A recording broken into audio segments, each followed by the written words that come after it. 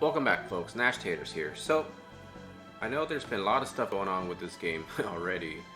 Well, I guess with the banners. So first and foremost, I do want to apologize to everyone if people felt like maybe I didn't fully read everything on the banners, but it wasn't intended to mislead anyone or anything like that. I really just kind of went through it, and honestly, I did not know that all of these units. I knew some were from FFPE World, but seemingly clearly I didn't go over the drop rates. But as it turns out, you're not guaranteed rain or Ferevia on the final step. Which, if you think about it, if someone's going to spend 6,000 gems, it kind of makes sense if you could pull one or the other out of it. But whatever, man. End of the day, it doesn't really matter. I hope people didn't misinterpret what I was saying or whatever the case is. But anyways, I do want to apologize for that, and moving forward, I will make sure I will read more carefully, or just kind of just not really go over too much in detail. Just say, hey, look, it's here. Make your own decision whether or not you want to summon. This account that I really play a lot on is really a free-to-play account, so never really do I give people my real opinions of whether or not you should summon on paid banners, because at the end of the day, you know, I'm not making content on those subjects. So anyways, moving forward, I will try to be more careful on that for sure. The next thing I want to talk about is I joined a new guild, and I'm going to link the description of the guild information in the description. And basically it's a newer guild. I'm just joining it because we're looking for more numbers, and we want to build something from the ground up, so to speak. We're just really looking for people who are very active and want to pretty much play and enjoy the game on a daily basis. Some other things I did miss in my last video on the Wednesday news was that in fact, the porcelain tower that I did read in my porcelain tower video and tips, there was going to be Rainbow Sphere and the Azure Spheres, as you can see now in the shops for gold, which is great. Also, bear in mind the Fire and Wind feature shop is only 1 day, so if you're looking for these shards, go ahead and pick them up now. And the mock shops I already went over, as far as you know, what to be expected, especially the Rainbow Vision Sphere for 3,000 medals.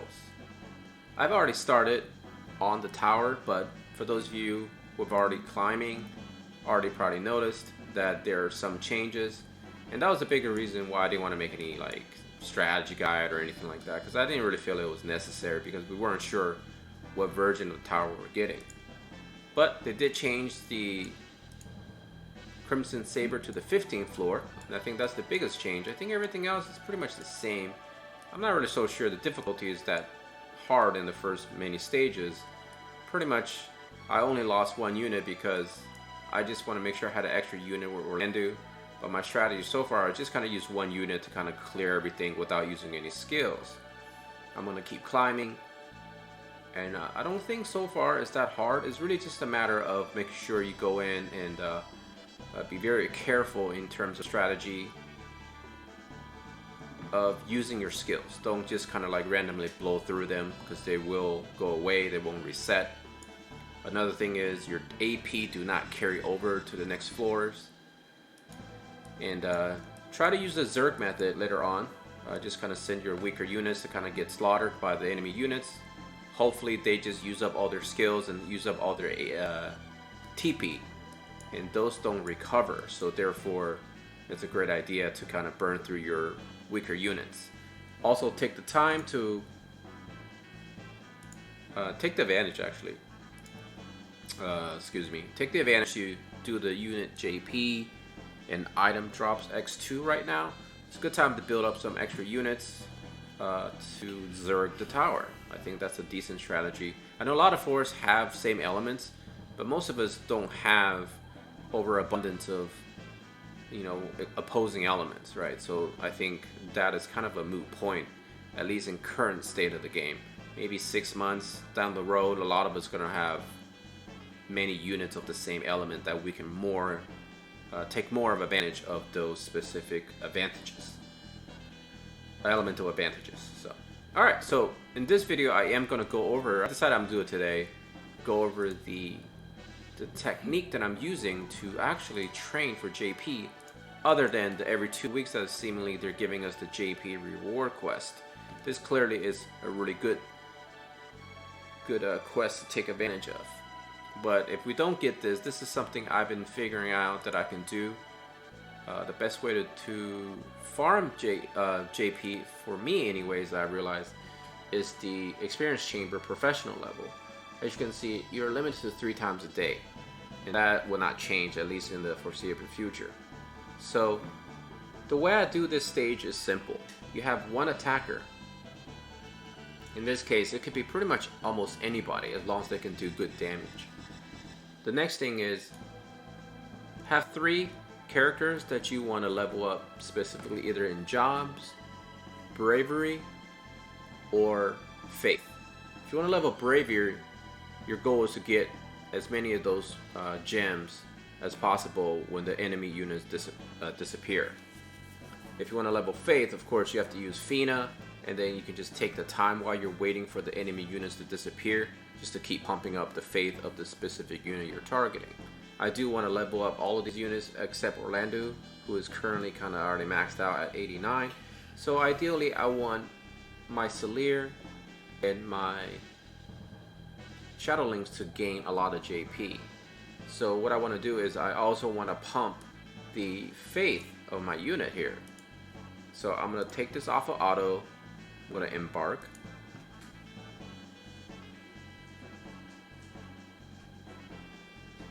Yikes, 148. 148. Alright.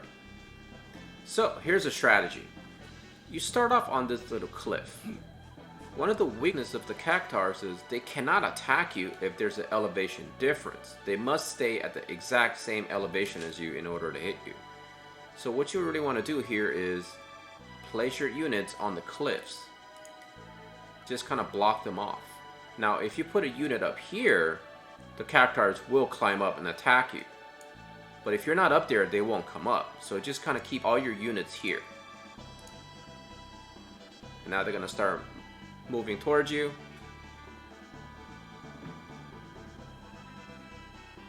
And since you're blocking off both exits, or I should say both steps, entrances I guess, they can't attack you at all. They cannot hit you at all.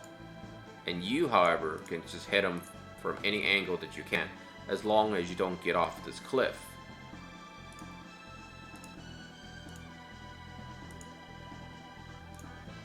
So here is a great way to level up your units. So as you can see, you're just going to slaughter them. And then take the time to do cheer on whatever units you want to do. And yeah, simple as that.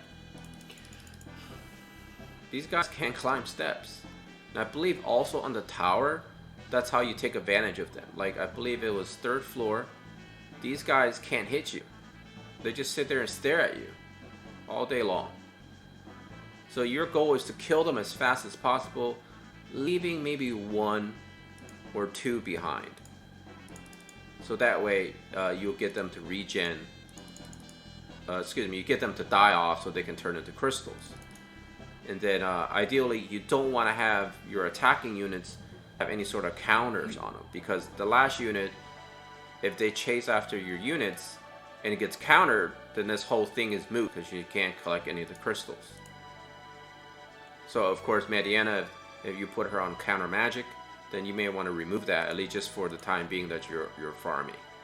And now through the magic of television, I'm going to fast forward and basically show you the end results. Okay, so as you can see, I waited for all the enemy units to turn into crystals. So now you have 4 of these.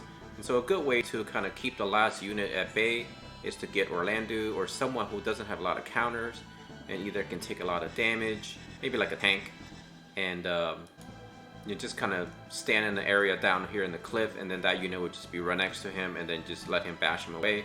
And then you can just use your other units that you want to get the JPs and just kind of go gather them all up. Simple, unique, and fun. So I don't know if this is the best, but it's definitely one of the better places to farm because these creatures are a lot higher level than the other stages, because the requirement is level 80 to do well on this stage. But I pretty much trivialized this by taking advantage of the terrain. And I think this is a great way to do it 3 times a day. Since you don't get to do more than that, you don't have to spend a whole lot of time on it. But if you average, say, 3 to 4 per run, then you're talking about 40 times, what, about 120. So you can get anywhere from about 300 to 400 per day. So that's pretty good, and that's quite a bit. That'll add up quite a bit throughout the week. Add that to your normal runs when you're farming things, and you get, what, 6 job points, something like that, per clear. And now we're getting 2x, so yeah, you can get quite amount of JP until you're satisfied with leveling up your units. So hopefully that really helps people out there. And that's all the time I have for the video today. And thank you for watching my content. If you enjoy it, please subscribe. If you like it, hit the like button. Until next time, take care of yourself and your loved ones. Nashtaters out.